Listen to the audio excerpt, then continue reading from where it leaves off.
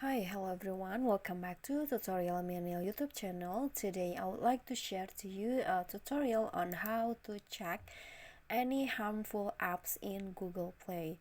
So if you want to check the apps that installed on your phone is harmful or not, you can check it on Google Play, and I'm going to show you how. First, open your Google Play and then go to this menu here, click on it, and then go to Play Protect, click on it.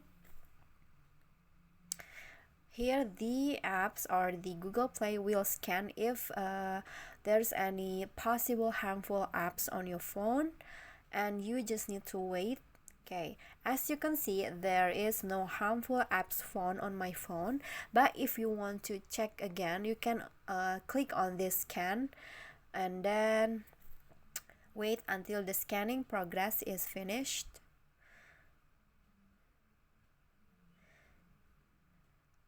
So this Play Protect will regularly check your apps and device from any harmful behavior, and you'll be notified if there is any security risk found.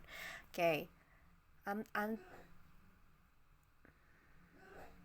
until the scanning is finished, you can see there is no harmful apps found. Okay, so that is how to check any harmful apps on your Google Play.